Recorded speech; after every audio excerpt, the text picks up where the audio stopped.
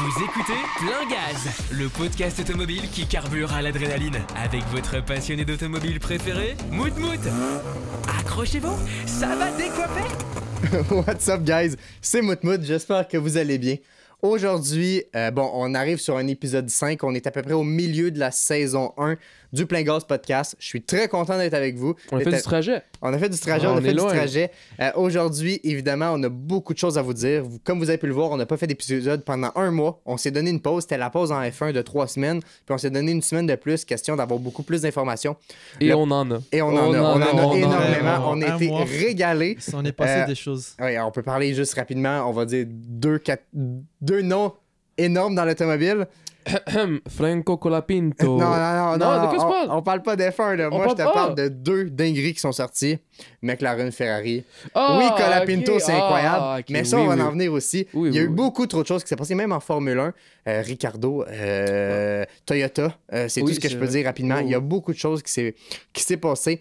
J'espère que vous êtes prêts pour un tour d'horizon parce que ça va être des modèles exclusifs qu'on va vous présenter, puis beaucoup de choses, ainsi qu'un épisode spécial avec notre guide de l'auto qu'on va vous présenter un peu plus tard. Donc, attachez votre ceinture et préparez-vous pour un nouvel épisode du Plein Gaz podcast. Yes, sir. Alors, on commence où? On commence où? Je pense qu'on a beaucoup de choses à faire. Je pense que je vais laisser Ilias commencer tout de suite parce que je sais qu'il y a beaucoup de points à présenter. Ouais. Puis je veux qu'on passe à travers de tout ça ensemble. OK. Donc, première des choses, comme vous le savez, il y a quelques semaines, Ferrari ont dévoilé leur nouvelle hypercar. Celle qui va succéder à la Ferrari, qui est sortie, je le rappelle, en 2014. L'hypercar de Ferrari, un peu, c'est... Juste avant de continuer, la Ferrari de 2014, qui était le modèle... Qui était le modèle qui faisait partie d'un des 3 gros modèles de toutes les hypercars. Les hypercars, là. Donc, ça faisait partie des... Tu sais, on avait McLaren qui venait sortir la P1, puis on a eu Porsche qui ont sorti la 918 Spider avec l'hybridation dessus, et la Ferrari qui était sortie en 2014. Il faut savoir qu'une fois de temps en temps, au travers des années, au travers des époques, Ferrari sortent des véhicules assez exceptionnels. On a eu, il y a longtemps, la F40, ensuite on a eu la F50, la Testarossa, on a eu la Enzo, pour après ça la Ferrari, aujourd'hui la F80. Donc, véhicule qui va sortir dans très peu de temps, début 2025-2026, on va commencer à voir les livraisons. Premièrement, vous en pensez quoi? Moi, je trouve qu'elle est belle, puis je trouve qu'elle ressemble beaucoup à la SP3 Daytona. Wow! De devant, du moins. Un peu. Je comprends pourquoi tu dis qu'elle y ressemble. C'est pas la même chose, mais je comprends ce que tu veux dire. Mais je vois le devant en particulier, je trouve qu'ils sont identiques un peu. Honnêtement, en termes de design, j'ai trouvé que... J'étais plutôt surpris parce que j'ai trouvé ça un peu controversé sur les réseaux. Ouais. C'est pas une voiture que j'ai eue, honnêtement. Tu sais, entre une SP3, Daytona SP3 ou F80, honnêtement, la SP3, elle est vraiment très, très, très belle, je trouve. Elle est très belle, hein? Sur le rouge, là. Elle est magnifique, la Daytona Ferrari SP3. En rouge. Puis à la limite, ça aurait été l'hypercar de la prochaine. Si c'était vraiment celle qui succédait à la Ferrari, je pense qu'elle recevrait un petit peu moins de hate parce qu'elle est vraiment très, très jolie. La F80, je l'haïs pas, je l'aime beaucoup, la F80. Ce qui fait beaucoup jaser avec la F80, comme vous le savez. Je sais où est-ce que tu t'en vas. C'est un peu ce choix par rapport au moteur qu'ils ont mis sur cette voiture. Parce que je le rappelle, cette année, on a eu le Ferrari Purosangue qui est sorti. Oui. Purosangue qui était, à mon avis, est exceptionnel. Moi, je trouve qu'elle est magnifique, cette voiture-là, honnêtement. Qui aurait cru voir un jour une Ferrari SUV? C'est vrai qu'on s'en attendait tous pas, mais quand que le Urus est sorti, on était tous surpris. Puis tout le monde se disait, il n'y a personne qui atteint le Urus. Aujourd'hui, on prend Lotus qui ont sorti un SUV. On prend Ferrari qui ont sorti un SUV. D'ailleurs, j'ai 2 anecdotes sur ça. Vient. J'ai 2 anecdotes sur ça. Première l'anecdote, c'est que avant que le Urus sorte, le véhicule... Est-ce que vous savez c'est quoi le SUV le plus rapide avant le Urus? Avant le Urus. C'est très difficile à deviner.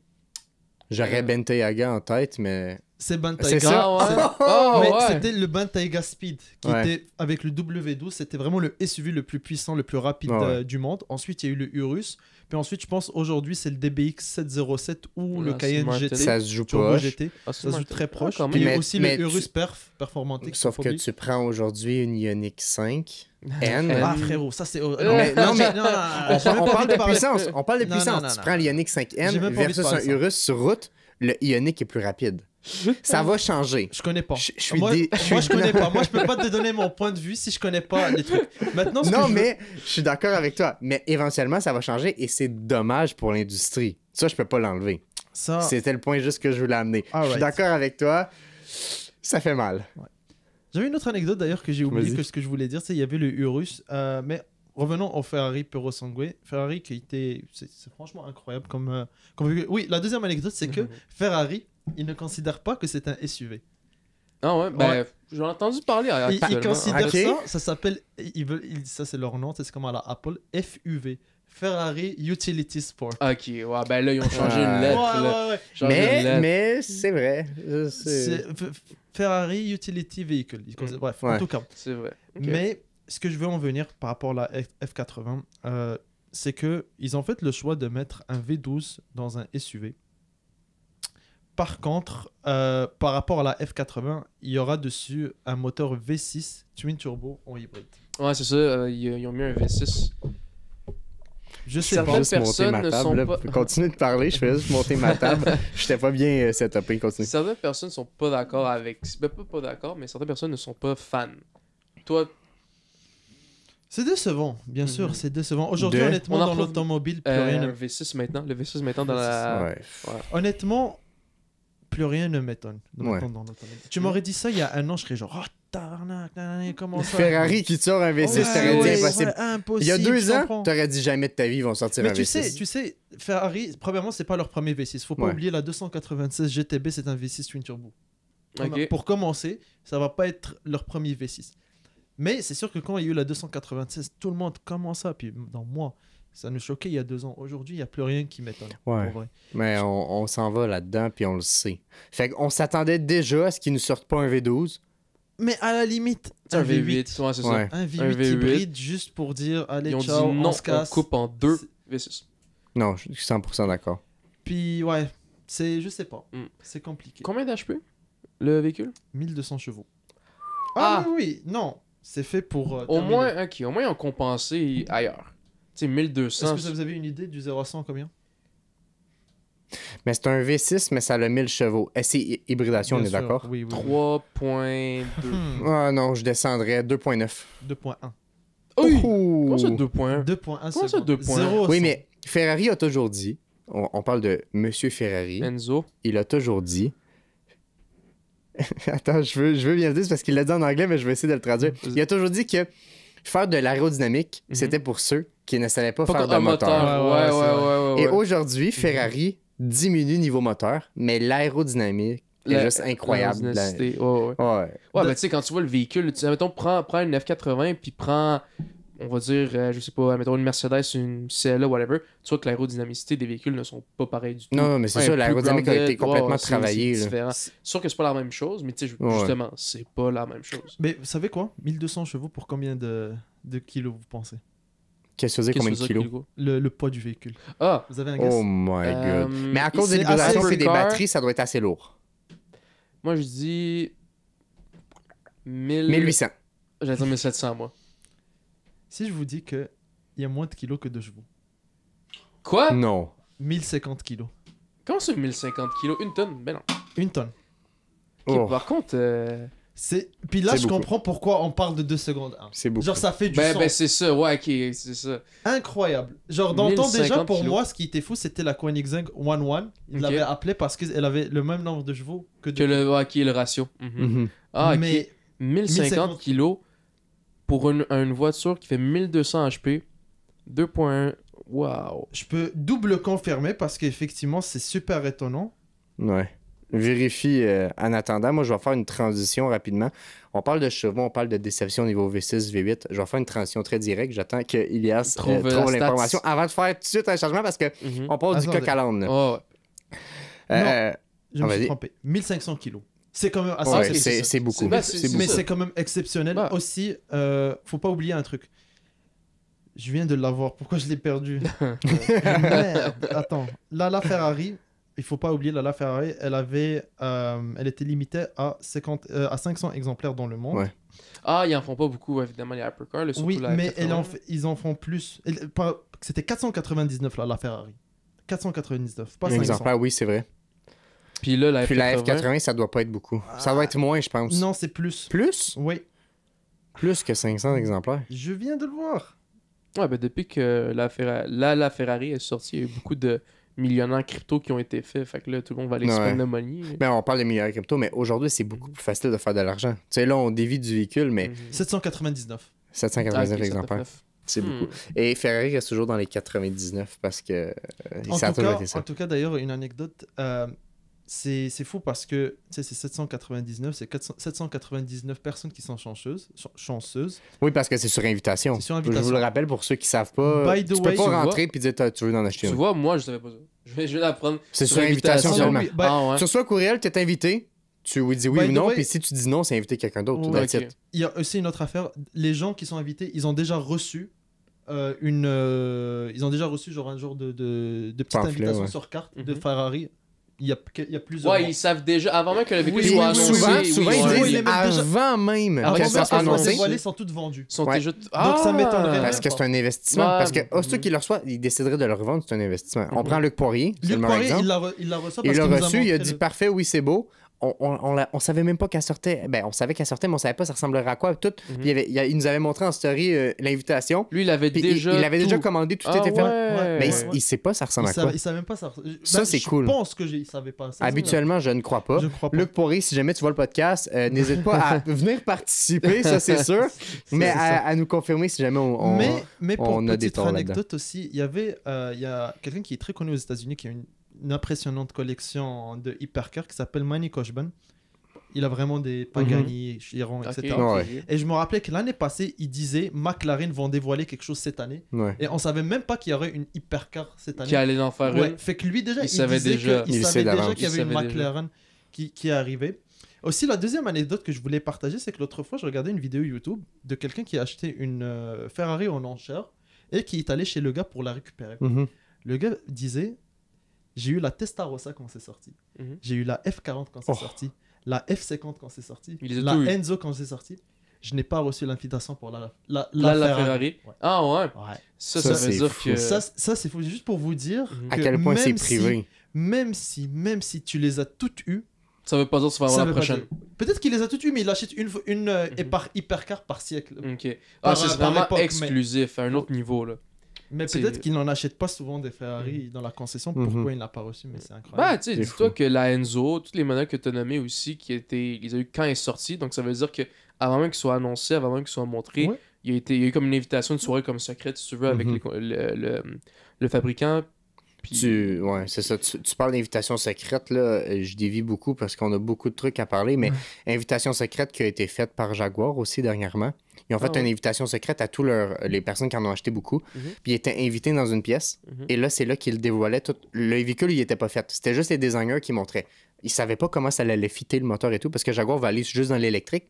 Mais c'était une soirée privée où est-ce que tout le monde était sur place, puis les gens regardaient à quoi ça ressemblerait pour voir est-ce que ça vous intéresse, parce qu'eux, ils ont acheté des Jaguars. Puis c'est là qu'ils se sont dit, est-ce que ça va être quelque chose d'intéressant, puis ils s'en vont dans le full électrique. Puis c'est là que quelqu'un en entrevue, je l'ai entendu parce que j'ai écouté le balado du guide de l'auto qui expliquait ça. Puis le gars disait que ce véhicule-là, quelqu'un qui roule là-dedans, c'est comme une Batmobile, tu vois. T'es un super-héros. Fait qu'ils vont aller dans quelque chose de spécial, puis c'est des soirées spéciales un peu comme ça que les gens sont invités. Pour parler vite fait de Jaguar, si je pense je prends deux compagnies en ce moment qui viennent en tête que personnellement, je leur donne 5 ans. Je pense, et j'espère me tromper parce qu'on veut que ces marques-là continuent. Et j'espère vraiment me tromper.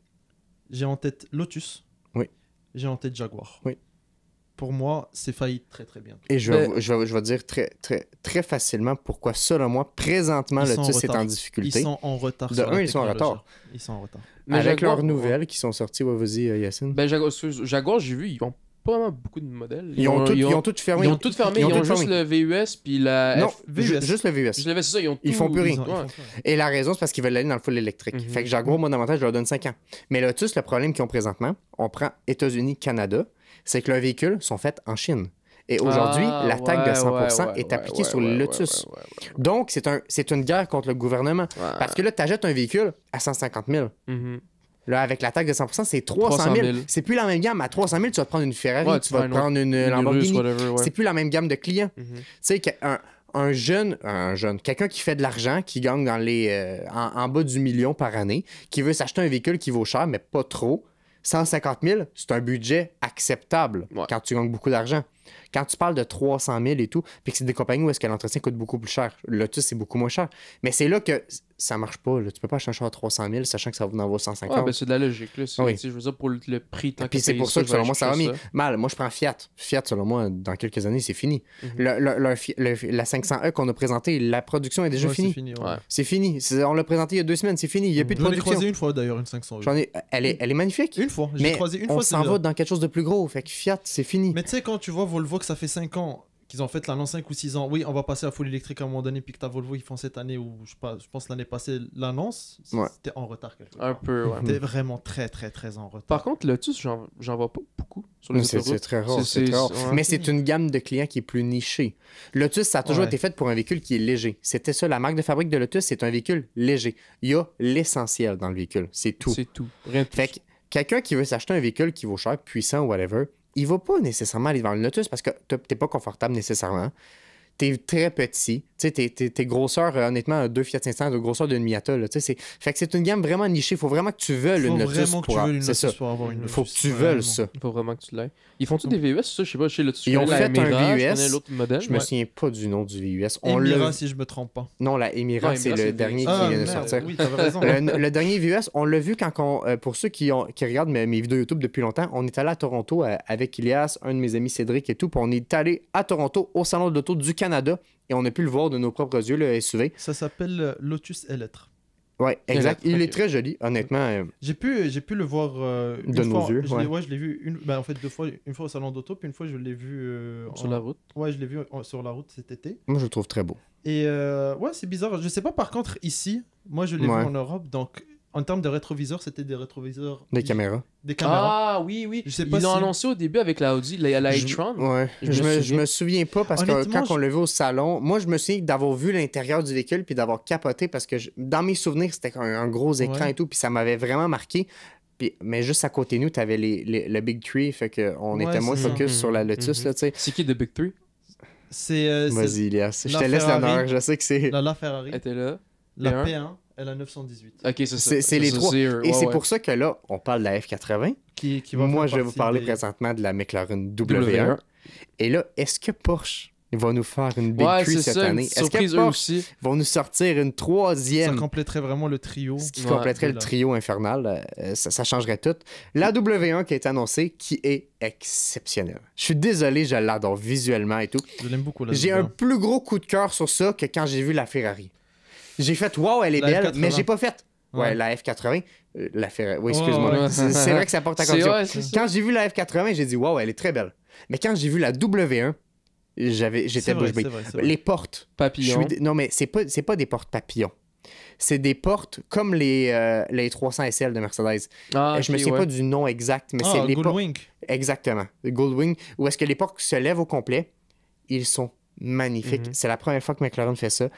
J'ai très hâte de la voir. Et on parlait de Luc Poirier tout à l'heure. Luc Poirier a reçu l'invitation aussi pour la W1. Ah oui, pour la W1? Je l'ai vu en story. J'ai vraiment hâte de voir ce que ça va ressembler. On parle d'environ...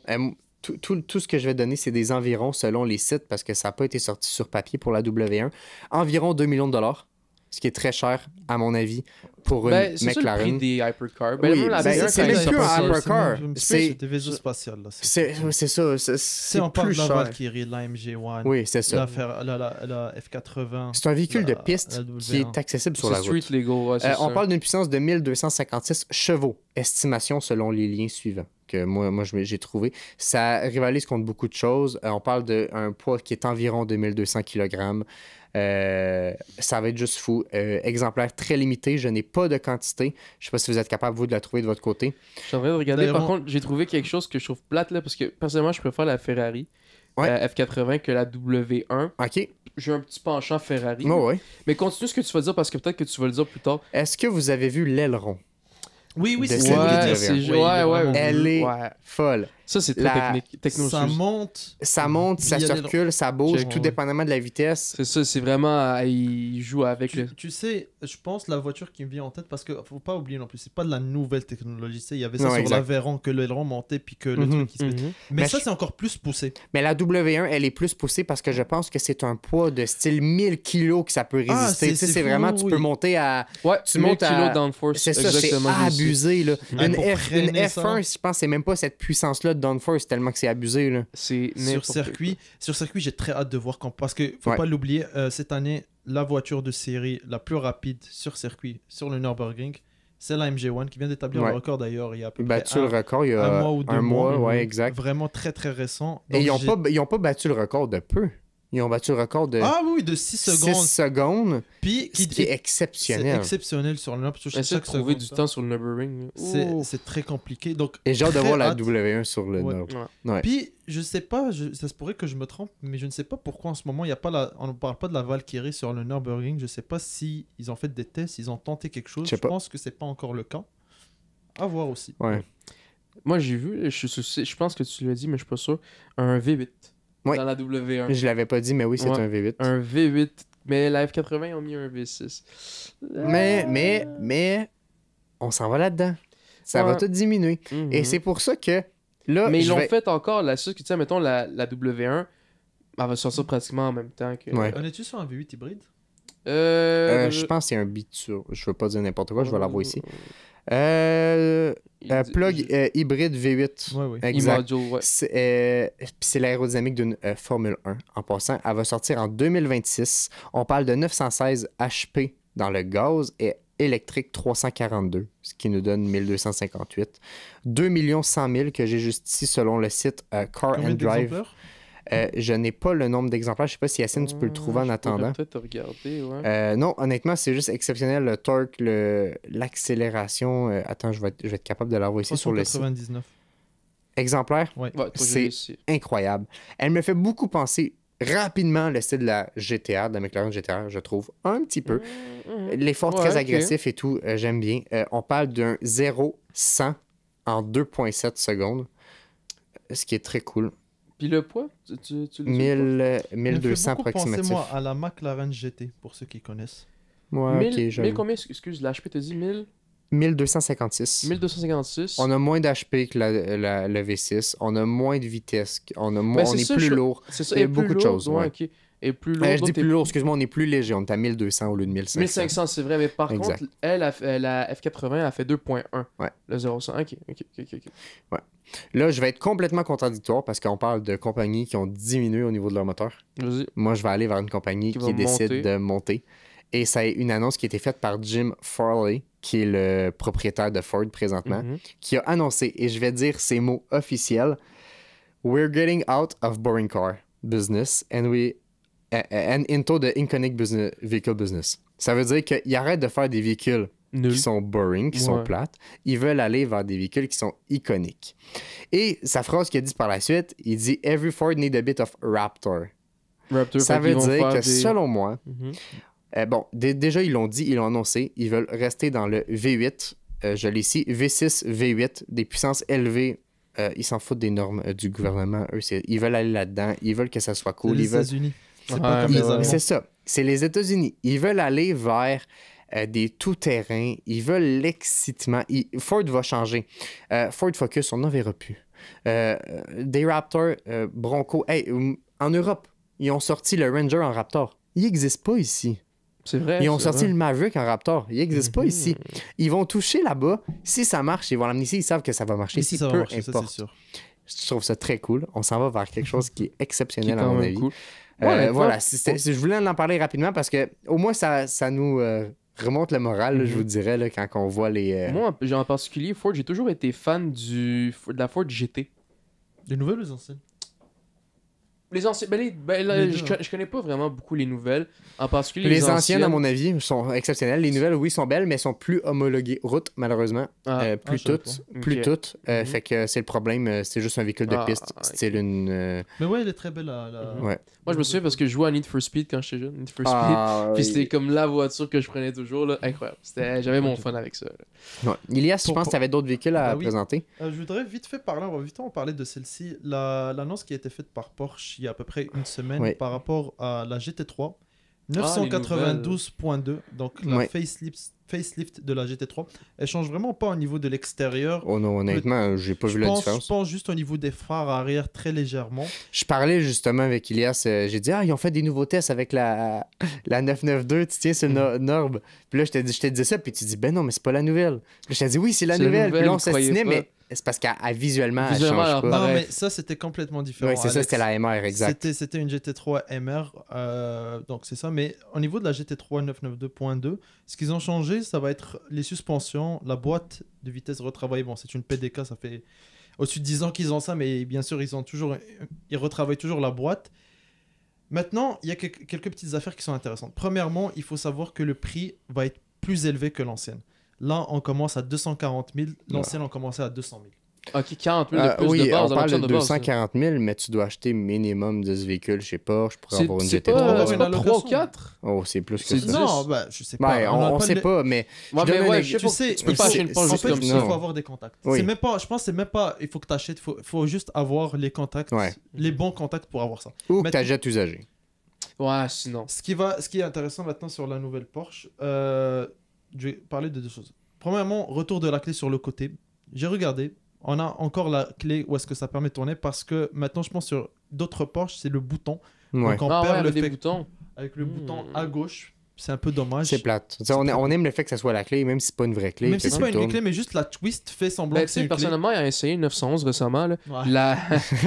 C'est ça. Fais-nous parler. Là. La clé à gauche, je veux dire, on est tout habitué d'avoir un bouton à droite ou une clé à droite. Mais juste le fait que ce soit à gauche, puis en plus, la qualité qu'il y a sur la clé, c'est vraiment cool. Ouais.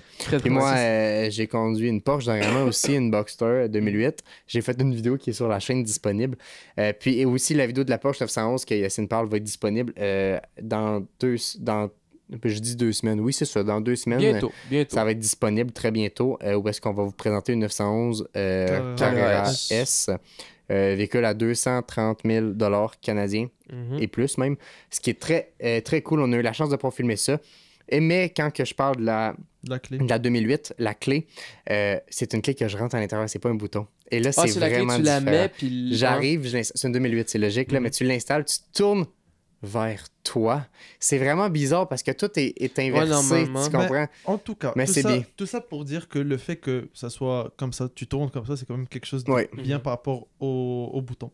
Maintenant, ça, c'est sûr que ayant récemment essayé avec Yacine et Alex une Porsche, le compteur, c'était quelque chose que j'aimais beaucoup sur la Porsche. Ouais. Vraiment, le compteur que tu vois l'aiguille monter. D'RPM, ouais. C'était incroyable. On passe maintenant sur du compteur digital. C'est plus le même ressenti, c'est plus le même effet. Tu sais, là, tu vois vraiment un écran. C'est vrai, j'ai l'image. Tu sais, t'as quelque chose de mécanique, puis t'as un iPad. Tu comprends? non, mais tu sais, essayez de voir ça de même. Pour ceux qui écoutent le podcast, je pense que vous commencez à réaliser, Ilias et l'électrique, ça ne fait pas deux. Non, ça par contre, je suis pas d'accord, parce qu'on parle pas d'électrique. Moi, je te parle d'électronique en tant que tel. Mais... L'électrique, c'est autre chose. Moi, je te parle d'électronique. T'as un écran devant toi, puis t'as une aiguille. Je trouve que sur une Porsche, en tout cas, ça a de l'effet. Sur ma voiture, tu me mets un compteur digital, je m'en fous. Moi, je suis très fan du compteur digital, fait qu'honnêtement, ça me touche pas parce que j'en aurais pas. Mais sur une Porsche, je trouve que ça fait de l'effet. Maintenant, je pense que tu devrais avoir le choix. À la limite qu'ils le mettent en option. Oui. Tu vois ce que je veux dire? Oui. Tu payes 20 000 balles de plus, mais tu l'as en option. Je pense que ça pourrait être quelque chose de bien. Moi, je pense que ça serait logique qu'ils mettent le cadran de base comme dans le véhicule qu'on a essayé. Ça, c'est de base. Et si tu veux le digital, comme je pense pas, parce que la plupart vont vouloir analogue et non digital, selon moi. Parce que tu sais, mettons, dans les Audi en particulier, justement, Porsche, c'est le même fabricant.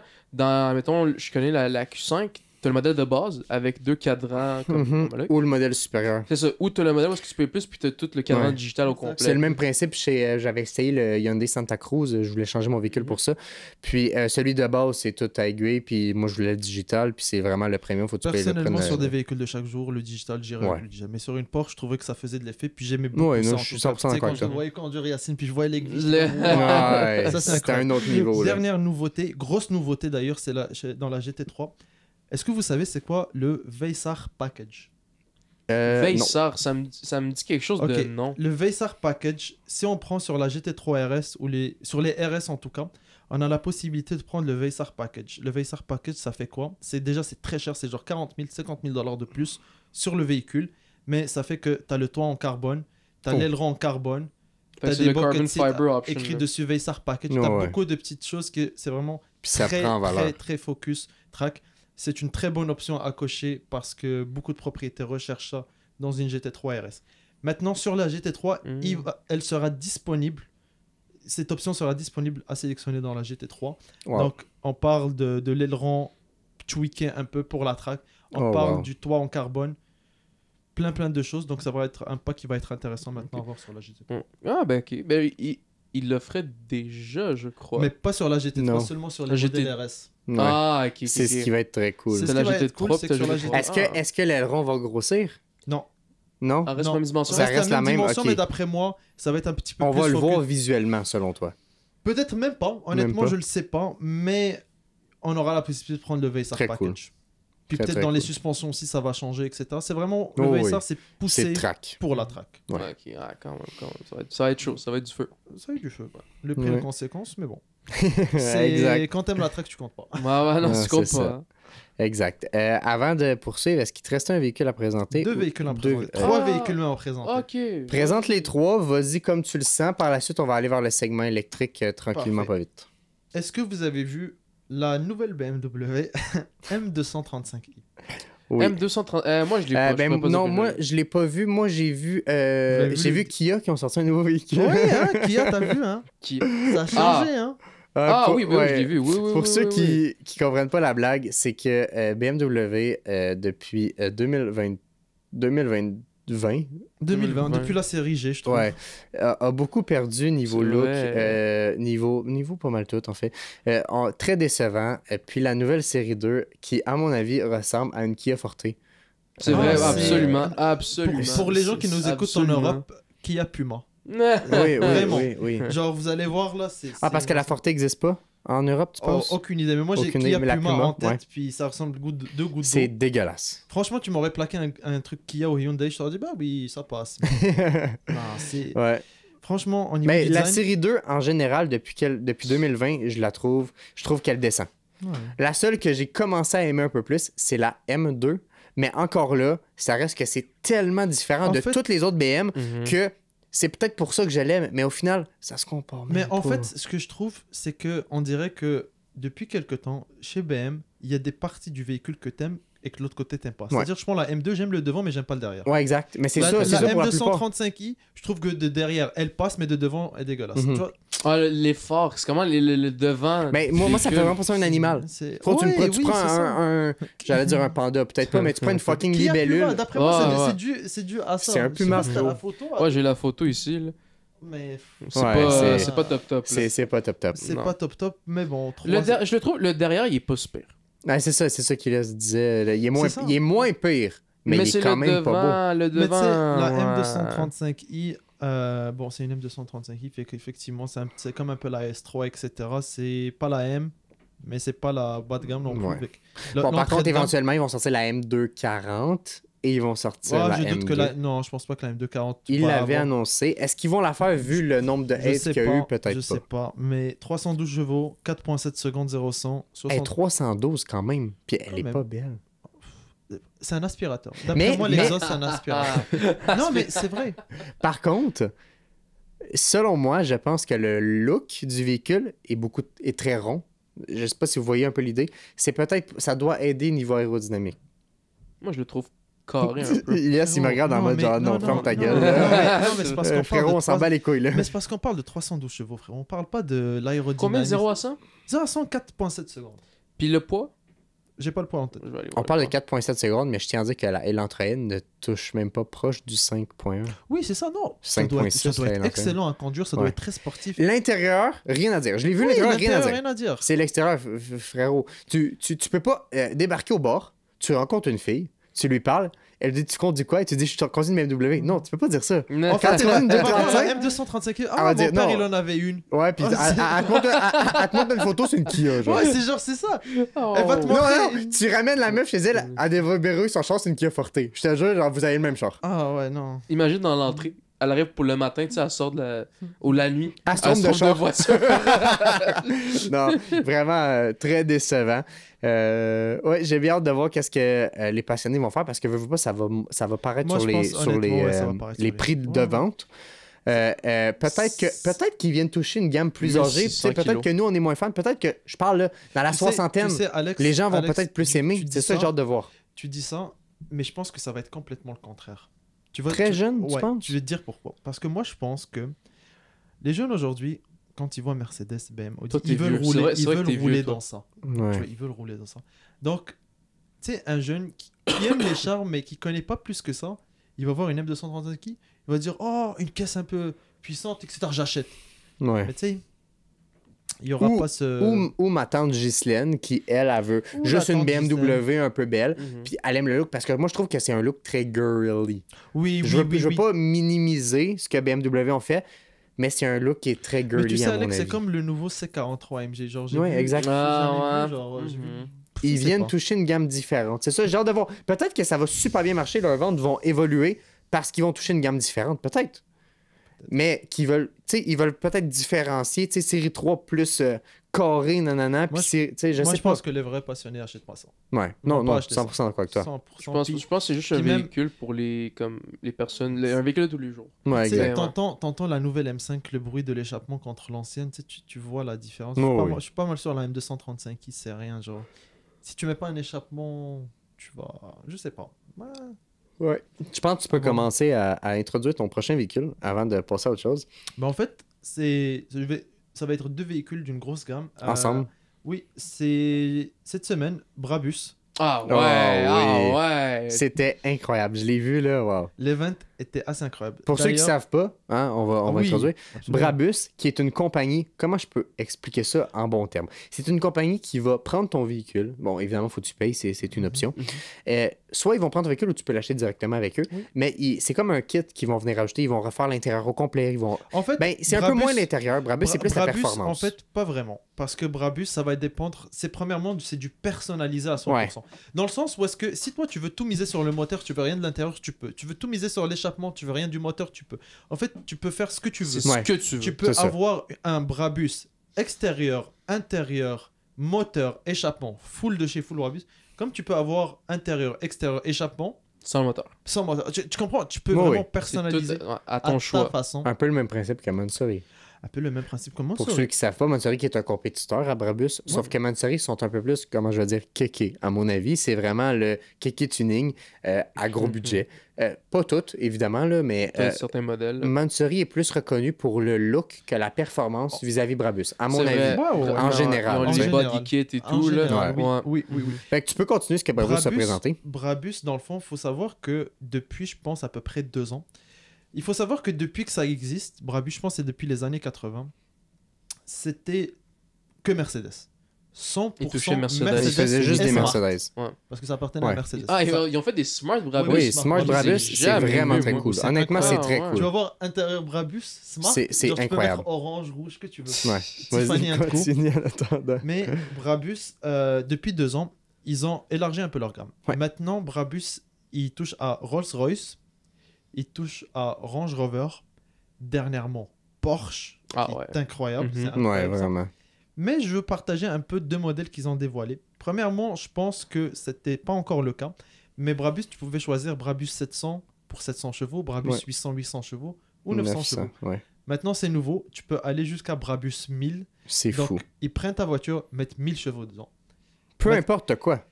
Peu importe à quoi. Dans les compagnies qui le font, évidemment. Non, mais je pense que ça va dépendre dans la gamme. Je pense que tu peux pas prendre une classe C puis mettre de 1000 chevaux. Ça va dépendre du moteur, etc. Mais ben, ils vont te changer plus tard, ils vont changer le moteur. Ça va être une affaire de même. Dans ma tête. D'après moi, ils démontent le moteur de A à Z. Ils recommencent. Ils ont partagé la S63 en Brabus 1000. Ouais, fou. Attendez, juste les amis. Classe S. Donc déjà, c'est le luxe. C'est le confort. Ouais, la classe S, c'est le plus luxueux chez Mercedes. Si on enlève Maybach de catégorie, c'est vraiment le plus luxe. Mais là, t'as 1000 chevaux. T'as 1000 chevaux. T'as le confort et la performance. Imagine, tu roules là, ça fait pas de bruit. Tu roules, tu fais ça de même. Tu relaxes, tu bouges un peu. Est-ce que tu le sens, tu penses? Ben oui. C'est 1000 chevaux. Ouais, mais je veux dire, t'as conduit combien de chevaux avec la 911? Combien ça avait de chevaux? Ça avait combien de chevaux? Dis-le, combien ça avait de chevaux? On était à combien de chevaux? On était pas à 500. 400, 500, me semble. 500 chevaux. 500 chevaux. Tu doubles. Peu importe le véhicule, ça honnêtement, pousse. je pense que dans l'autobahn, ça doit être le meilleur véhicule que tu puisses conduire. C'est sûr. Une S? Une S63. Ben oui, parce que t'es smooth, puis tu roules. Dans un confort inégalé. Tu roules à 300. Le moteur, il en demande même pas. Je suis sûr qu'elle monte à 350 à 1000 chevaux. C'est sûr. Easy. Mais ça, c'est incroyable. Donc, il y a eu ça. Oui. SL 63. Non, je l'ai vu. En break, en wagon. Ils ont pris un SL 63. Ouais. C'est beau. Je le trouve quand même beau. Il me fait penser à la C-Wagon, un peu. Moi, le Q, c'est la GT. En fait, Mercedes GT, à mon avis. N'oubliez pas, c'est une SL. C'est minuscule. Ça fait penser à la Z3. C'est pas une minuscule, pas minuscule, la SL. J'en ai vu une SL. Non, c'est petit. C'est petit, c'est sportif. Est coupé, oui. Par quoi? C'est sport, mais coupé. Moi, le Q, c'est la GT. Mais tu sais, pour moi, c'est vraiment comme la Z3. Ouais, ben c'est ça. Mais c'est un peu comme, on avait vu un concept car que BMW, ben c'était pas BMW officiel qui l'avait fait, mais c'est un gars qui l'avait fait. Tu te souviens, c'était une Z3 Wagon. Je te l'avais envoyé. Oui, ça me fait beaucoup penser à ça. Oui, mais c'est ça. 986 chevaux, est-ce que vous avez le prix? 980. Est-ce que c'est le prix de véhicule complet ou c'est complet. Intérieur, extérieur, moteur, échappement. Déjà de base, faut savoir qu'une SL coûte en moyenne un 200. 200, oui. Ouais. Là, en plus, tu prends une... Au début, j'avais 300 têtes. En me disant c'est 100 000 de modification. Mais là, tu me parles de 1000 chevaux. 750. 986 chevaux, donc on est proche. 750? 750. T'as un guess? J'irais pas jusque-là, je pense. D'après moi, c'est 600. 1 million. C'est abusé. C'est du custom. Oui. C'est du one of C'est one. vrai qu'ils font tout ce que tu fais et ils font custom. Fait que c'est ça, c'est complètement différent. Ça inclut-tu qui ont touché au moteur pour d'échappement? C'est tout. Clé en main, 1 million. Non, mais tout. Tu lèves le véhicule, là, tu rentres en dessous, là. T'as plus rien qui est écrit Mercedes, c'est écrit Brabus sur tout. T'appelles monsieur Brabus, bonjour, je la veux, 1 million clé en main. Voilà. Clé en main, ouais. C'est abusé. C'est incroyable. Mais le look en vaut la peine. C'est du one of one. C'est du one of one. Quelqu'un veut la même que toi. Je pense que si c'est la même config, c'est une autorisation du propriétaire du véhicule. Je saurais pas te dire. Si tu veux la même, mais mettons tu changes la couleur et tout, ben là c'est là que tu peux, mais tu peux pas prendre la même. Souvent c'est ça. C'est ce qui est fou. Quand tu penses là, 1 million. 1 million. Pour une SL. C'est un autre niveau. Là. Ouais. Avec un petit espace en arrière. Avec un petit valise en arrière. Un petit rangement, exact. Tu sais, c'est bien pour aller à Mont-Tremblant, faire un petit... Non. Sinon, tiens, mettons, initialement, Brabus sont reconnus principalement pour leur G-Wagon, classe G. G700 ou les Rockets. Je vais dire la Rocket 900. Là, moi, c'est vraiment, je pense, le classe G-Wagon, c'est vraiment le fétiche de tous les gars passionnés de Mercedes. Vraiment, genre... G-Wagon. C'est le véhicule genre que tu vois dans ton entrée. Tu vois, je suis un peu déçu. J'aime beaucoup le G63 de GMK Montsori, mais j'aimais beaucoup le G. Ouais. Moi, pour moi, un G... Le Brabus blanc qu'il avait fait, il était magnifique. Le seul wagon que tu peux modifier, c'est le G-Wagon G63 en Brabus. Rien d'autre. Tout noir. Ouais.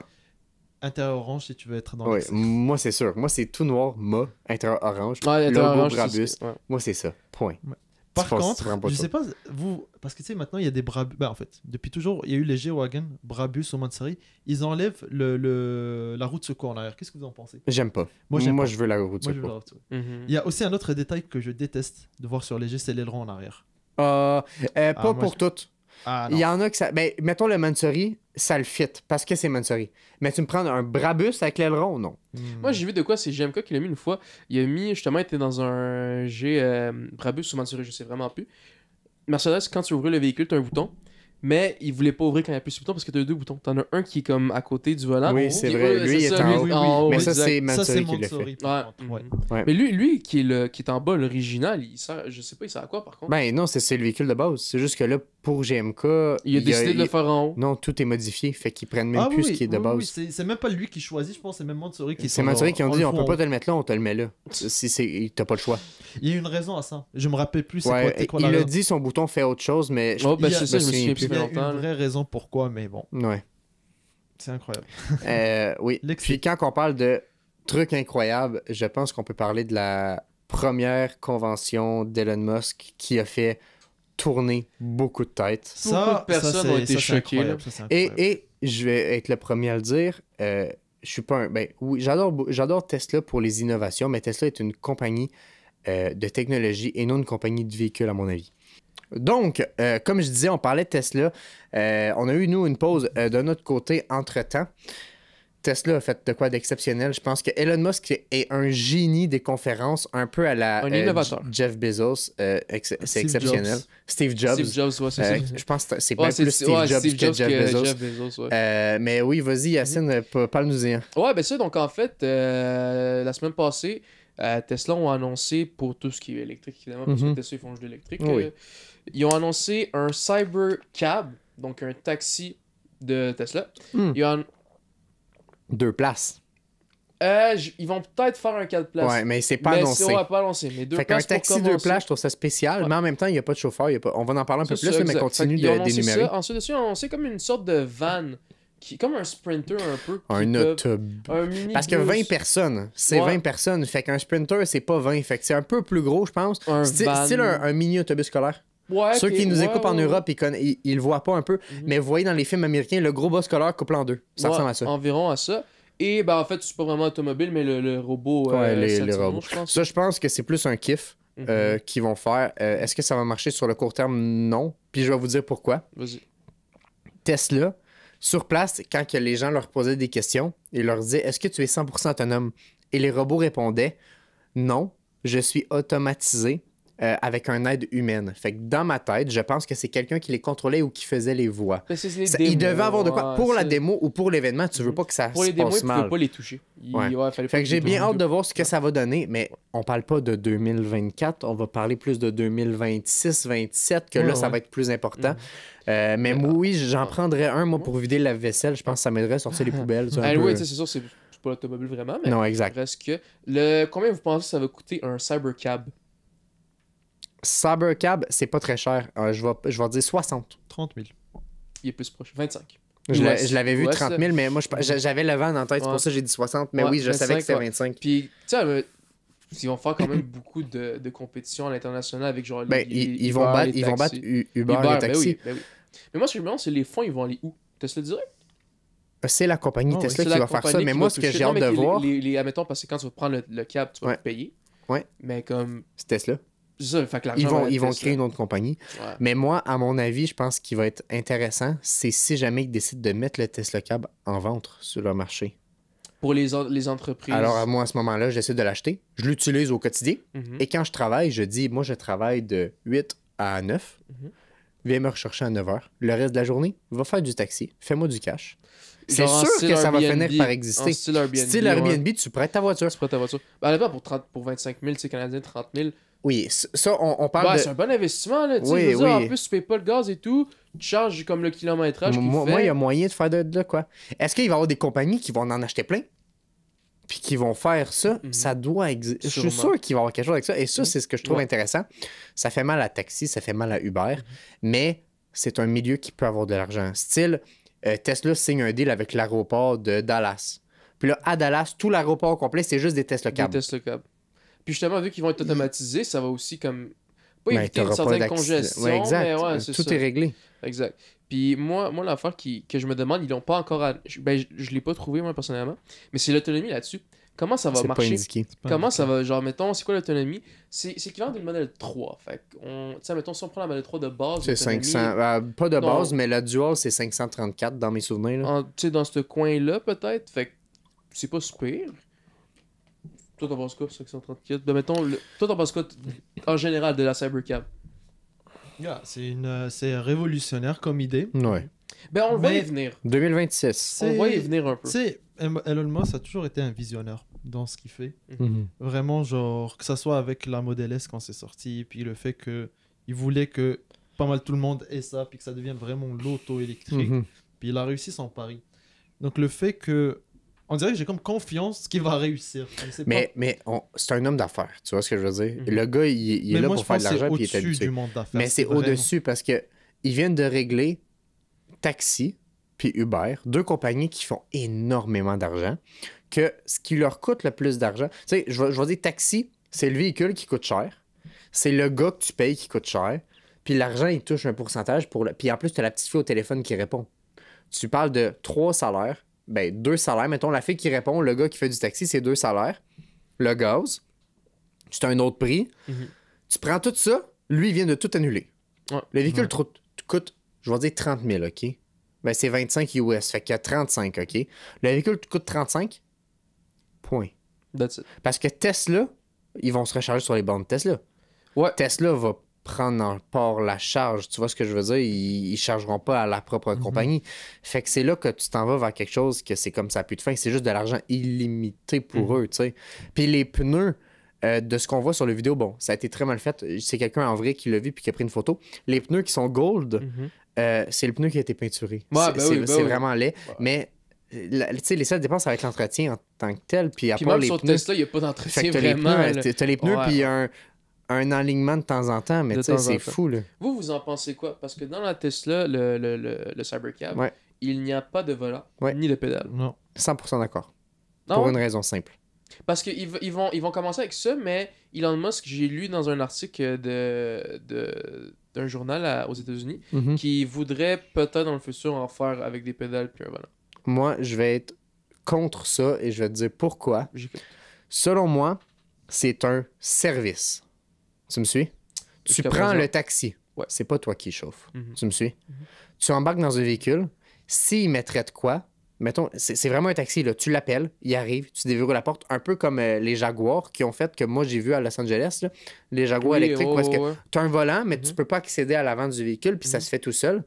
Ben là, le fait de pouvoir y accéder, parce qu'il y a juste 2 places, tu es en avant, ben tu pourrais toucher avec.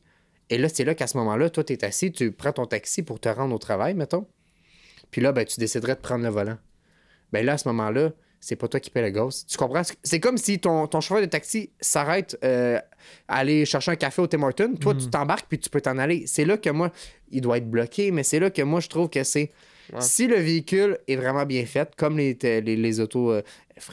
aujourd'hui, là, tu prends Kia, tu prends Hyundai, tu cliques sur le bouton, ça te garde entre les lignes.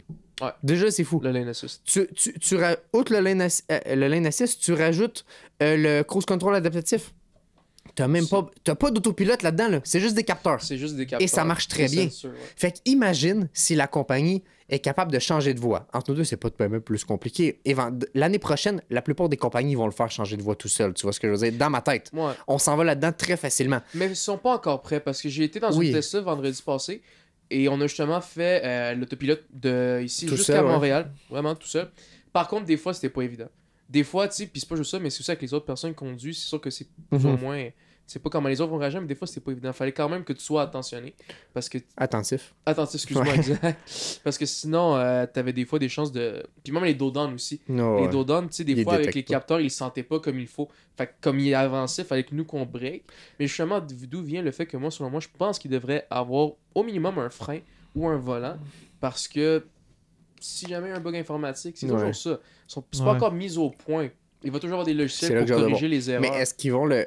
Tu sais, on sait rien, là, c'est dans 2 ans. N'oublions pas que ça, c'est prévu pour quand exactement? 26, 27. 26, 27. Ils vont commencer à les produire avant 27. Mais c'est selon moi... Mais tu sais, vous pensez qu'ils vont être disponibles quand on va les voir? Puis ça commence pas partout. Ça commence à Dallas, puis... Mais moi, c'est comme ça, je le vois. Tu me dis, tu veux pas tu voudrais voler en question de sécurité et tout. Mais c'est là que moi, je me dis que Elon Musk est encore plus intelligent. Selon moi, il va sortir le véhicule dans des zones restreintes. Style un aéroport. Ben, c'est ça. Fait que là, c'est là qu'à ce moment-là, si tous les véhicules le savent que c'est ça, puis mettons que dans la zone, c'est juste réservé pour ça ou une affaire de même, c'est là que tu viens d'enlever toutes les raisons pourquoi tu n'as pas besoin de volant, tu n'as pas besoin de frein de sécurité parce qu'ils vont être tous reliés ensemble. Ouais. Et là, tranquillement, pas vite, ils vont apprendre. C'est l'intelligence artificielle. Ils vont apprendre par eux-mêmes. Puis il va évoluer. Tu sais, il est intelligent. Là. Moi, je pense que c'est vers ça qu'on s'en va. Leur projet, c'est qu'ils commençaient à Dallas, aux États-Unis. Ensuite de ça, ça va être aux États-Unis au complet. Puis là, par la suite, à l'international, mais tout dépendamment des réglementations avec les pays, puis logistique et tout. Ça va être très cool. Ouais, exact. Là, pour ceux qui ne le savent pas, cet épisode-là de podcast est très spécial parce que ça fait 4 semaines qu'on n'a pas fait d'épisode. Et pour fêter ça, 4 semaines, le chiffre 4, j'ai le guide de l'auto 2004 ici avec moi. C'est un guide de l'auto, ça fait 20 ans. Et là, pour ceux qui ne savent pas, c'est notre segment Guess the Car. C'est très simple. J'ouvre une page au hasard dans le guide de l'auto. Je tombe sur un véhicule et j'essaie de vous le faire deviner. Là, ce qui est cool, c'est que c'est un guide de l'auto d'il y a 20 ans. Fait que les prix, de la misère un peu. Les prix, ça va être très compliqué. Les modèles, peut-être qu'ils n'existent plus. Peut-être qu'on les a pas connus. Je suis né en 2003. Vous êtes né en 2002. C'est beaucoup plus compliqué pour nous. J'ai bien hâte de voir si je tombe sur quelque chose de mythique qui existe encore aujourd'hui, ou style une Lamborghini Gallardo, là, ok, c'est plus simple. Mais si je tombe sur un modèle qui font plus, peu importe, c'est là que c'est plus compliqué. Voyons voir si on est à la hauteur. Ouais. Regarde là, il...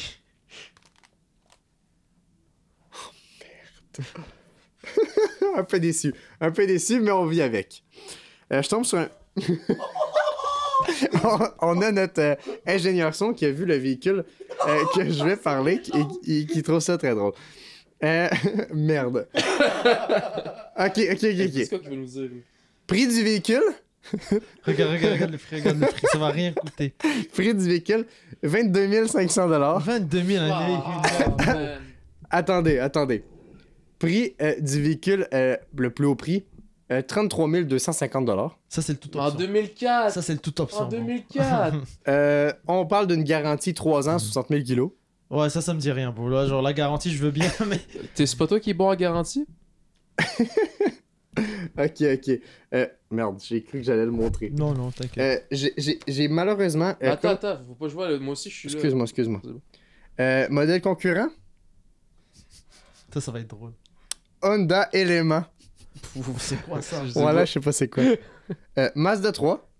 C'est ça que je t'ai dit, gros. Mazda 3 rouillé de Pontiac Vibe. Pontiac Vibe. Wow. Et Suzuki Aero. Non. Ok. T'as dit Pontiac. Ça, c'est Suzuki, t'as dit? Oui. C'est parce que tu sais, je pense à Mazda 3, je pense à Pontiac. Tu sais, Ok, mais gars, je vais y aller plus simple. C'est un véhicule on en voit assez régulièrement quand même sur nos routes. Aujourd'hui? Quand même. Okay. Je vais dire, ça l'a mal vieilli parce que c'est un véhicule que tout le monde juge. Je vais vous le dire, vous voyez ça, vous êtes qu'est-ce qui fait que ça? Mais c'est un véhicule incroyable et que, honnêtement, ça l'a bien vieilli, je vais le dire. Okay. Les couleurs d'origine qu'on voit assez régulièrement, c'est le mauve. Le mauve? C'est pas indiqué, mais ça, c'est moi qui le dis. Une Dodge? Non, c'est pas Dodge. On parle de 180 chevaux. Et elle existe en cabriolet. Oh. 4 portes. Est-ce que je peux poser des questions? Vas-y, avant que je continue, vas-y. Est-ce que c'est une voiture... Parce que moi, j'ai une Dodge Challenger en tête, tu dis mauve. Je sais pas, dans le temps, déjà, j'ai une Challenger mauve. Non. Ah, non, ouais. Je vais aller plus américain? Oui, c'est américain. Je disais 180 chevaux, je me suis trompé, c'est moteur suralimenté. Qui était nouveau pour 2004. Ça veut dire qu'on parle de 240... Non, 180 chevaux, excusez-moi. 2.4 litres. Ouais. 4 cylindres? 184 cylindres, semi-automatique. Accélération 0-100, 8.3 secondes. Ouais, là... Par contre, de 80 à 120, 7.7 secondes. Ok, on va donner les étoiles. Ça va peut-être vous aider. Je pense qu'il l'a vu. Non, tu l'as pas vu, Yacine? Honnêtement? Je l'ai vu. Ok. Ah, fuck, ok. Ok, on va laisser Elias. Agrément de conduite, 4 étoiles. Fiabilité. Fiabilité, 4.5 étoiles. C'était très fiable. Oh, ok. Sécurité, 3.5. Qualité hivernale, 3.5 quand même. Espace intérieur, 4 étoiles. Confort, 3.5. Est-ce que c'est... Et elle vient avec un turbo. Ouais, est-ce que c'est un SUV? Non, non, c'est pas un SUV. C'est juste un petit 4x4 genre? Ou même pas? Non, mais c'est-tu un sédan ou c'est quoi? Une berline, c'est hatchback. Je faisais c'est un mini SUV, mais c'est pas un SUV. Ok, genre comme comme une petite Buick, genre en bas comme ça. Ah ouais, un peu comme ça. Ok, je vois. Ça t'aide pas du tout. Ah non. Je vais dire les pour. C'est polyvalent. Ouais, l'autre shit, c'est pas un R6. Comportement routier amusant, puisqu'il y a un turbo. Mécanique très fiable. Honnêtement, on en voit encore de nos jours, c'est un véhicule qui est très fiable.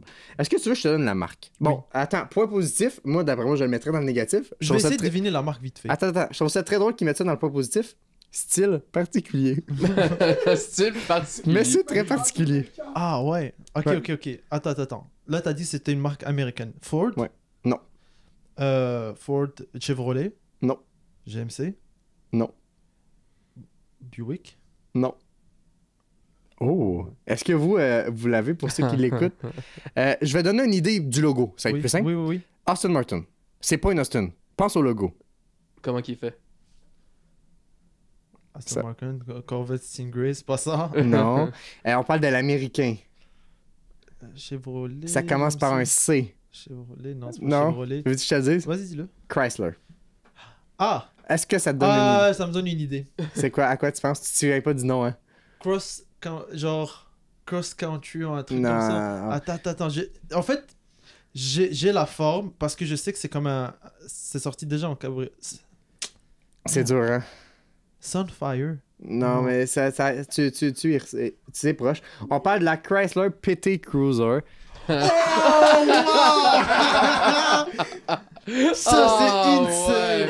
On en voit encore aujourd'hui. Je ne savais pas que ça avait un turbo intégré. Je savais pas qu'on parlait d'une puissance de 215 chevaux pour le modèle GT. Sinon, on parlait de 180. Mais 215 chevaux. Tier, ça, là, vous comprenez pourquoi j'ai dit couleur mauve on en voit tout le temps des mauves ou des gold, grises, là, bleu. Honnêtement, c'est quand même... Tu pouvais pas sortir un Sharpie 2004 que PT Cruiser.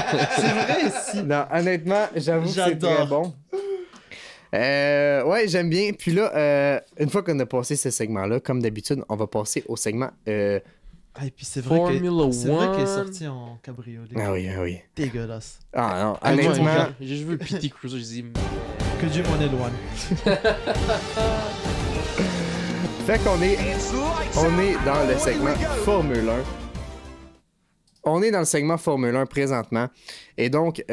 qu'est-ce que ça veut dire la Formule 1? Ça veut dire beaucoup de choses parce que dernièrement, il y a eu énormément de choses. On va passer pendant la saison estivale. Je vais passer avec le point premier qui est le plus important et qui révolutionne la Formule 1 depuis les 10 dernières années. Et je ne sais pas si vous vous souvenez exactement parce que ça fait un mois. Ça fait un mois. Ça fait un mois. Est-ce que vous chose qui révolutionne. Ça change complètement la Formule 1. Je te parle pas de révolution, nouvelle chose qui arrive ou peu importe. Je te parle d'un changement qui est très décevant, mais en même temps... Non. Je vais parler du groupe LVMH, Louis Vuitton et Tiger, qui rachètent les droits de marque. Disons que Rolex n'existera plus en Formule 1. C'est vrai, c'est quoi, c'est LV, puis c'est quoi le combien t'as dit? LVMH, là, c'est le groupe complet. C'est Louis Vuitton, Tiger. Ça, Tiger, c'est ça. Ils ont tous plus ou moins. Ça va changer beaucoup à partir de 2026, si je me trompe pas, ou 2025. Ça va changer, un petit peu décevant, à mon avis, parce que Rolex est là depuis des années. C'est comme la marque que tu vois. Mais c'est très bien pour l'Europe, parce que Louis Vuitton, mais pour ceux qui ne savent pas, c'est français. Fait que, est-ce que on va avoir un Grand Prix de France avec ça, peut-être. Moi, j'aimerais bien. J'aimerais beaucoup. Parce qu'on a quand même 2 Français en Formule 1. Et... Moi, j'ai entendu parler de justement Louis Vuitton parce que Lewis Hamilton, c'est un ambassadeur de Louis Vuitton. Puis ça se peut que sur la Ferrari l'année prochaine, ils vont incruster, genre, tu sais, les fameux genre LV que tu vois sur la livrée. Ah, ça serait cool, hein? Sur son casque. Non, sur la. Ben, il pourrait. Sur son casque, c'est vrai, il pourrait le faire. Imagine Ferrari Louis Vuitton. Ah ouais, ça serait bon, hein. Ferrari LV. LV, ça pourrait être quand même chaud, là. C'est très cool. Genre rouge et blond. Et certains trophées vont être offerts dans une boîte. Mais c'est déjà présent à Monaco, ça. Oui, mais juste à Monaco. Juste à Monaco. Et là, ça va peut-être être plus large.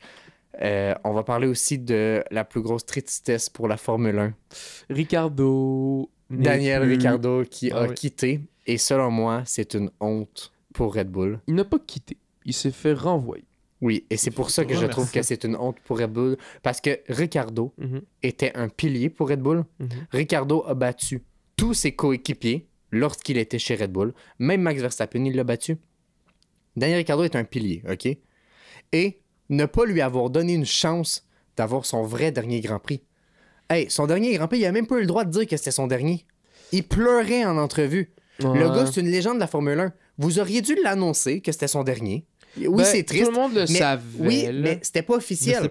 C'était triste, mais là, il y aurait eu un vrai au revoir. Il aurait fait des donuts de sa piste pour dire son au revoir. Tu vois, il y aurait eu un vrai quelque chose, puis tout le monde l'aurait plus accepté que se faire annoncer de même. Que... Mais Red Bull sont quand même assez... sont méchants. Ouais. Ils sont pas méchants, mais sont vraiment genre... comme... Rough. Ouais, c'est ça, exact. Tu sais, c'est arrivé plusieurs fois qu'ils ont changé de pilote en plein milieu de la saison. Plusieurs fois. Oui, mais ça, je comprends, parce qu'il fait pas de points, nanana, change-le. Je suis d'accord. Mais c'est pas comme s'il garderait, mettons. Tu vois ce que je veux dire? C'est pas comme une légende comme Daniel Ricciardo.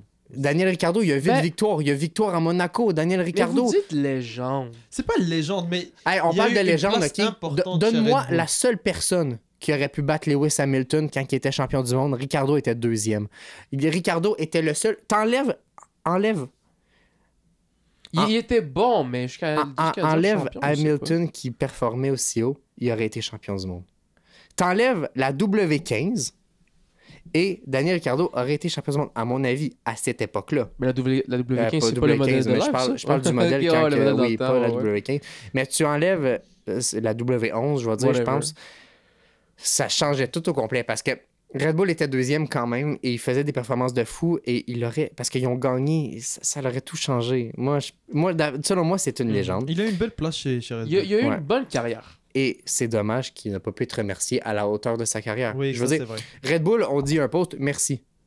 Hey, t'as vu McLaren faire un gros post, commenter, ils ont fait des grosses affaires, puis honnêtement, il n'a pas été apprécié chez McLaren. Ouais. Puis tout le monde, j'ai vu, mettons, quand RB ont annoncé que Ricciardo partait, tout le monde, genre, les commentaires. Envoyé chier RB justement. Ah, vous auriez pu faire ça tellement d'une autre façon. Mais c'est ça, ça a mal été annoncé, et c'est ça que moi je déplore à la Formule 1. À Red Bull, ça a été mal fait. Ça a été vraiment mal fait. Par contre, au moins, ils l'ont remplacé pour quelqu'un qu'on connaissait déjà.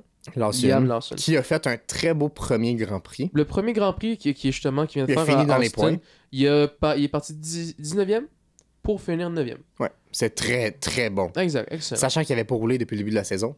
Et il rentre des points directs. Absolument. Bon, on parle de Stroll, mettons, qui n'arrive pas à rentrer des points. C'est un exemple très lambda. Là.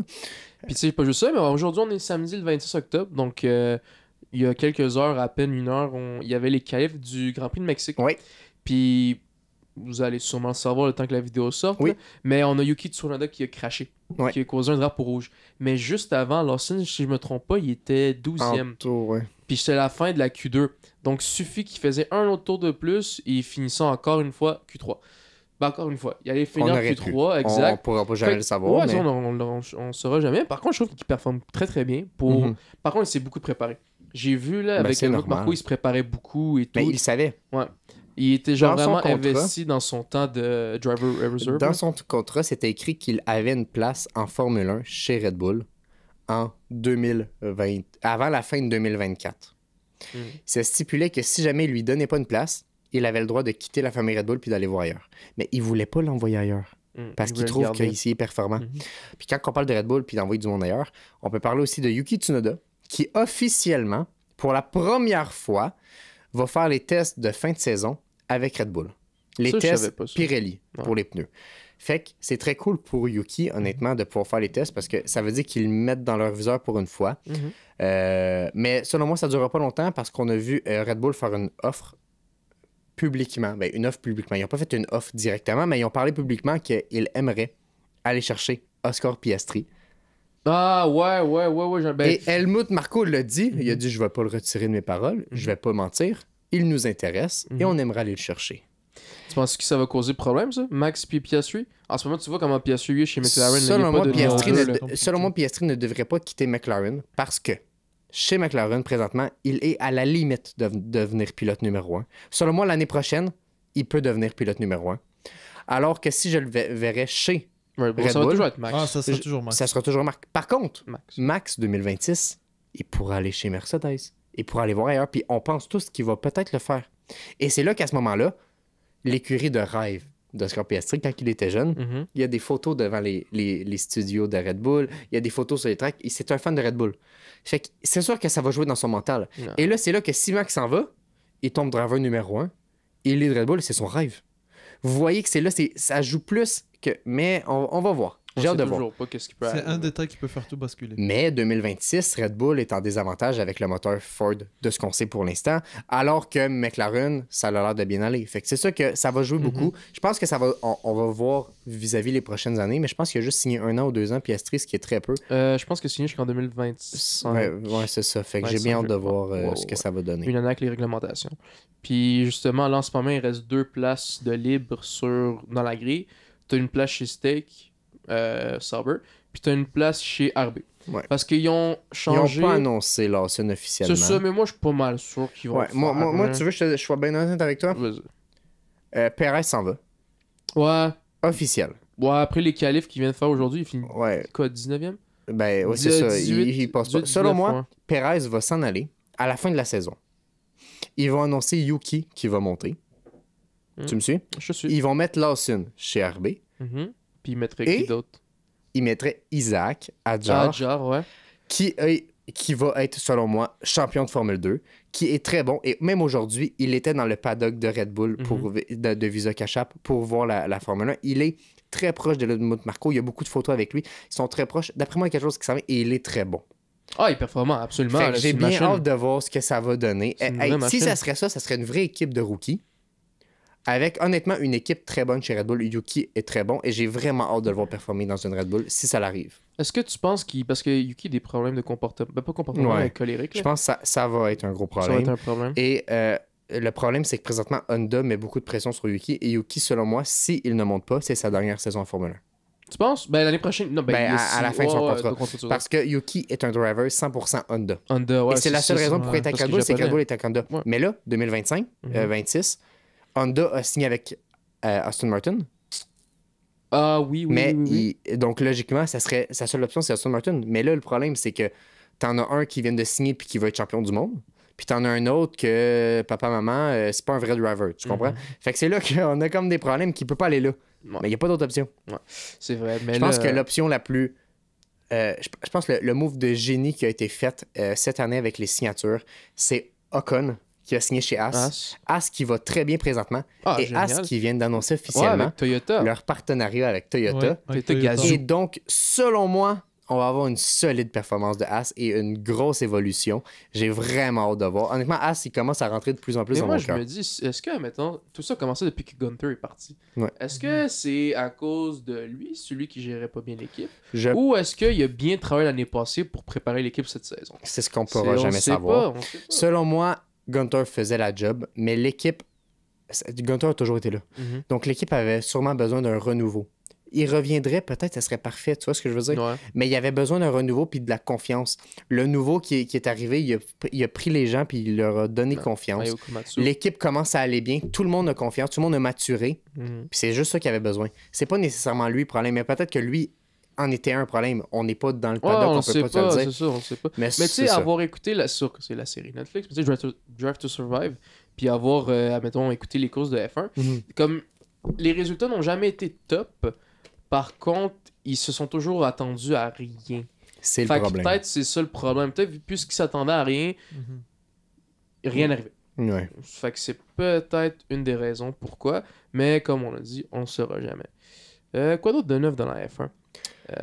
On a aussi le nouveau pilote. On a le remplaçant de Logan Sargent, Franco Colapinto, et qui est exceptionnel. La dernière course au Japon. C'était Japon? Non, la dernière course, c'était Austin. Ah oui, c'est vrai qu'il a fini dans les points. Ouais, il finit dans les points. Colapinto, à mon avis, démontre à quel point Albon est overrated. Malheureusement. C'est un bon pilote, Albon. Mais c'est 2 courses en 2 qu'il le qu'il remonte. Alors que le gars, ça fait 3 courses qu'il est en Formule 1. Et c'est là que je trouve que ça devient perturbant pour Alex Albon, parce qu'Alex Albon va commencer à se mettre de la pression. Un peu comme Perez qui se met de la pression présentement. Puis ça va juste dégringoler. Et c'est ce qui est dommage. Bon, Colapinto n'a pas de siège l'année prochaine. Ouais. Confirmé encore. Chez Williams, c'est sûr que non. Chez Williams. Mais peut-être, c'est peut-être irrégulier. C'est qui déjà chez Williams qui a signé? Sainz. Oui, c'est vrai. Ouais. Ça, ouais, je sais, j'ai hâte de voir ça aussi l'année prochaine. Mais, tu sais, mettons, Colapinto, peut-être, tu sais, avec tous les sponsors qu'il y a, je sais pas avec qui j'en parlais plus tôt aujourd'hui, peut-être chez Steak avec Audi. Ça serait logique. Ça serait quand même. Non, mais il faut qu'il reste dans la Formule 1. Mais selon moi, il va rester pilote de réserve. Quelqu'un va le signer, c'est sûr. Ah, c'est sûr. Ils vont vouloir le garder. Ben oui. Il va être là en pilote de réserve ou à la limite, il le fout chez RB, tu vois ce que je veux dire? Tu penses qu'il pourrait? Ils n'ont personne à date. On sait pas. Tu vois ce que je veux dire? Non, ça va être Lawson. Mais tu vois que si jamais il y aura un changement puis que Perez serait plus là, peut-être qu'il y aurait une place. Tu vois, c'est ça, je sais pas. Donc, on a eu des petits problèmes avec la caméra. Fait qu'on va continuer sur nos prévisions pour la F1, pour ce qui s'en vient pour la course de demain pour nous. Donc, la course du Mexique. Grand Prix du Mexique. Fait qu'on vous allez voir, vous, c'est ça qui est le fun, le fait de le sortir la semaine prochaine. On le sort toujours une semaine après. C'est que vous savez tout de suite si on a raison ou pas, si on a été bon sur nos guesses. Fait que, premièrement, pour la course de demain, c'est quoi votre top 3? On y va assez rapidement, on essaie de pas trop élaborer non plus. Okay. En ce moment, tu sais, l'ordre actuellement, c'est Sainz, Verstappen, Norris. Ouais. Moi, je dis Sainz va gagner. Parce que Norris puis Verstappen vont se battre beaucoup trop. Et... Tu vois, je le vois différent, moi. Toi, tu penses que quelqu'un Parce que moi, je pense que Verstappen, dès le premier tournant, il va rentrer. Il laisse pas de place, tu vois ce que je veux dire? Puis il le sait, tout le monde le sait, il laisse pas de place. On le sait très clairement. Mais je pense qu'il va le dépasser et c'est là que Sainz, d'après moi, ont présentement la voiture la plus rapide. Ferrari, ils viennent de battre un peu Mercedes. C'est là que ça va être plus compliqué. Moi, je vois un Sainz... Honnêtement, moi, je vois un Sainz Verstappen Norris. Dans ce ordre-là. Je pense que je le vois. Toi, Elias? Moi, je vois un... Moi, je pense que par rapport à la semaine passée, tu sais, je sais pas si vous avez vu la course Leclerc, ce qu'il avait réussi à faire. Premier virage et tout. Premier virage, ouais. Moi, je sais pas, je vais y aller comme ça. Moi, je pense que ça va être Leclerc, Verstappen, puis Sainz, vainqueur. Ouais. Okay. Tu vois, moi, je le vois différemment. Je mettrais Norris en premier. Pour une raison simple, Verstappen ne freinera pas. Il va se battre avec Sainz et ça va être le même principe que Leclerc. Il va prendre la première place. Norris, qui est troisième, il va arriver à faire de la place. J'ai hâte de voir l'équipe. Au fond de moi, je voudrais un Verstappen. Je suis beaucoup trop fan. Et ça fait longtemps aussi que t'es bien fan. Non, honnêtement, j'ai bien hâte de voir. Fait que je mettrais Norris P1. Je mettrais un Leclerc P2 puis un Verstappen P3. Je pense que Sainz... Fait que vous voyez pas Sainz, vous, aucun de vous dans le top 3? Non, je le vois même pas dans le top 3. OK. Non, je le vois pas dans le top 3. Puis je vois un Perez P19. Non, c'est pas vrai. Perez va monter des points avec P8. Là. Même là, moi, je suis pas sûr. Moi, je ne crois pas à ça. Pour vrai, Perez, là, come on. Ouais. Por favor. Là, avant de close up le podcast, je veux juste qu'on revienne sur quelque chose rapidement parce que si on passe par-dessus, je pense que tous les fans de Formule 1 vont être fâchés. Selon vous, Norris méritait sa punition de 5 secondes ou pas? Moi, je vais être très honnête. J'ai vu le replay du gars de la F1, je me souviens plus de son prénom, tu sais, qui le regarde avec le ralenti et tout. Et quand tu arrives dans l'épingle, tu vois que Verstappen est plus en avant. Au moment qu'il arrive dans l'épingle. Par contre, tu vois que Norris, 1 millième de seconde après, c'est lui qui est en avant. Fait que c'est très. Il y a eu 5 secondes, mais c'est au dernier tour, hein, je pense. Ça joue et je suis le dernier tour. Tu vois, 5 secondes, ça dépend. Si c'était peut-être pas le dernier tour ou proche, j'aurais juste dit redonnez la place puis that's it. Fini là, continuez votre course après ça. Mais là, c'est le dernier tour et tout. 5 secondes, c'était abusé. Genre, non, mais si lui il aurait redonné la place, il n'y aurait jamais eu rien. Là. Tu vois ce que je veux dire? Mais il voulait pas. Puis ce qui était logique, tu vois. Moi, je pense que c'était limite. C'était pas légitime. Ça joue entre les deux. Moi, j'aime beaucoup être fervent du let them race. Laisse-les jouer puis on verra. Là. Surtout, c'est ce qu'ils font dans les premiers tours. Les premiers tours, même si tu te fais foutre dehors, souvent c'est let them race, à moins que c'est trop abusé. Ben là, en ce moment, la FIA, justement, à cause de ça, ils sont en train de revoir leurs règles, leurs règlements. Verstappen est toujours à la limite des règles. Ouais. C'est ce que tout le monde sait. Là. Puis justement, McLaren ont déposé une demande pour revoir. Ça vient d'être refusé, je l'ai vu. Ah, ils ont été refusés. Ouais, exact. Il y a 1 heure que ça vient d'être refusé. Ils veulent pas. FIA. Fait que ils veulent pas revenir. Peut-être parce qu'ils savent qu'ils ont tort, puis ils veulent pas revenir pour montrer qu'ils ont tort. Ou peut-être parce qu'ils savent qu'ils ont raison, je sais pas. Ah, peut-être. Dans les commentaires, parce que je sais que ça va finir sur TikTok. Selon vous, est-ce que Norris méritait sa punition ou non? Selon moi, il a mérité. Voilà, je vais me faire battre dans les commentaires. Selon moi, il a mérité. Je pense qu'il a mérité aussi. Ouais. Il est allé trop... Il est allé trop risqué. Ouais, moi aussi. Non, ça joue vraiment à une épingle. Moi, c'est un épingle. J'ai vu un vidéo qui le montrait vraiment d'un côté, mais de l'autre angle, t'as pas l'impression, mais tu regardes vraiment le coin de l'épingle, puis c'est là que tu vois que Verstappen il est un peu en avant, c'est juste pour ça. Mais ça reste que c'est pas Norris qui tu sais, c'est pas Norris qui battait Verstappen, c'est Verstappen qui attaquait Norris malgré qu'il était premier. Fait que c'est là que c'est limite dans le règlement. Il a mérité selon le règlement. Est-ce que légitimement il a mérité? Je ne pense pas, mais c'est ça. Fait que c'est ce qui va conclure. On n'aura pas de guest de car pour cet épisode-là. On n'en avait pas prévu. On voulait faire différent avec le guide d'auto 2004. On savait qu'on passerait un peu plus de temps parce que ça serait plus dur. On va se retrouver très bientôt pour un prochain épisode. N'hésitez pas à laisser un pouce bleu, à vous commenter, posez-nous des questions, on aime ça discuter avec vous ou en parler durant le podcast. Si vous avez des véhicules que vous voulez qu'on discute, on a toujours le temps, on veut le faire avec plaisir. Si vous avez jamais des véhicules, vous voulez qu'on essaie de filmer pour justement la chaîne à Alexis ici. Dans toutes mes vidéos, il est indiqué, le email c'est moutonvideo@commercialgmail.com. Envoyez-moi ça avec votre localisation, c'est très important pour que je sache vous êtes où. Ça va beaucoup mieux pour voir si c'est possible. On a beaucoup de vidéos qui s'en viennent. Ça va être très cool. Et la semaine prochaine, je lance en primeur, on a une vidéo de la 911 Carrera S qui va sortir, un véhicule à 230 000 qu'on a pu tester et qu'on vous présente.